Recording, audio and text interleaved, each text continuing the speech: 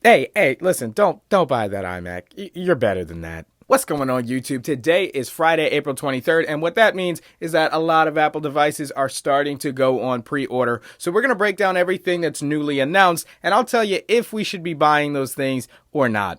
It's the Granite Geek Show.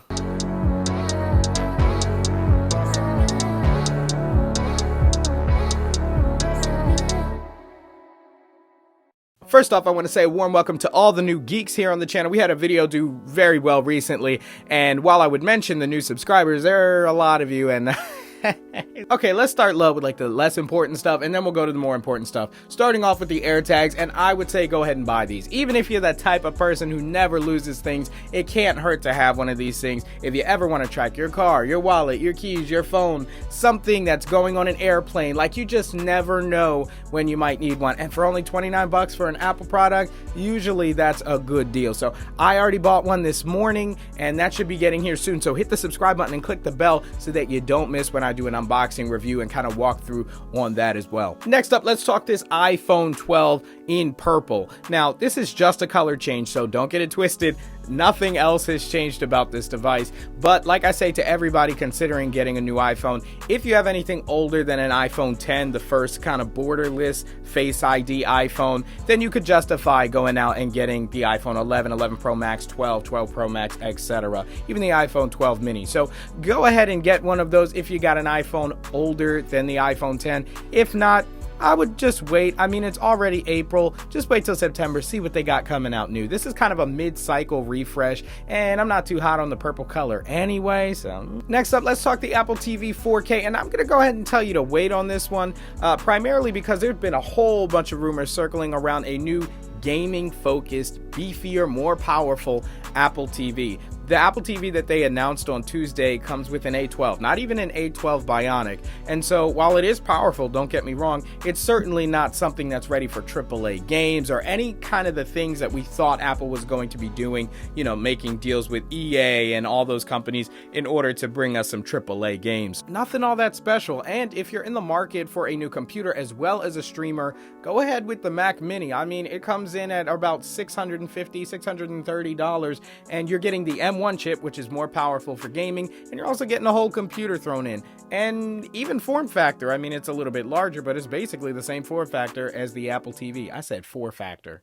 So for the Apple TV 4K, I would say that's a no-go. Now, before we get to those brand new iPad Pros, which some of you have probably already heard my opinion on, let's talk about the new M1 iMac. Now, I'm gonna go ahead right off the bat and say, don't buy this one, and I'm gonna give you some solid reasons why.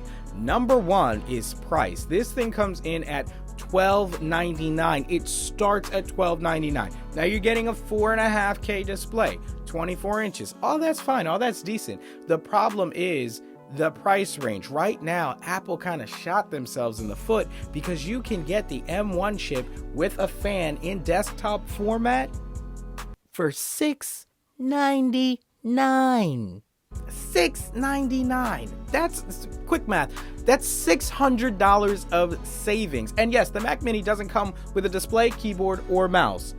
I think $600 can cover that. I have a 32-inch LG 4K display that I just bought for under $300. That saves you an additional $300 to buy a $150 mouse and a $150 keyboard, and you're still just hitting that $1299 price. So the fact of the matter is you can get an M1 processor if you want it with a beautiful, crispy, high-resolution display for well under $1,000 right now, and it's all made possible by the Mac Mini. The Mac Mini has been my daily driver basically since it came out in November, give or take a couple of weeks, and it absolutely crushes everything you can throw at it for the most part. I do video editing, obviously. I'm a YouTuber. 4K stuff, no problem. It handles 2.5K RAW from the Blackmagic in DaVinci Resolve. I'm not even talking Final Cut Pro stuff here. So when it comes to the price, I can't see any reason, especially with the iMac still being a desktop. I mean, they have the magnetic power cord and everything, but it's still a desktop. You're tethered to your desk. A second big reason not to go with the iMac M1 is peripheral. So if you crack the display, you've lost your 4K display and your computer. If you sell the computer, you've lost your 4K display and your computer. If your computer breaks, you've lost your 4K display and your computer. You get in the pattern here. It's just you don't have freedom of peripherals. If I sell the M1 Mac Mini, I don't lose my 4K display, or if I get a MacBook Pro, I can still use it with the 4K display. I never lose my display, and vice versa. If I want to upgrade the display on this thing for my M1 Mac Mini, I don't have to get rid of my computer. So it allows you a little bit more freedom, especially since you're already in a desktop setup. So that's why I wouldn't get the iMac M1 right now.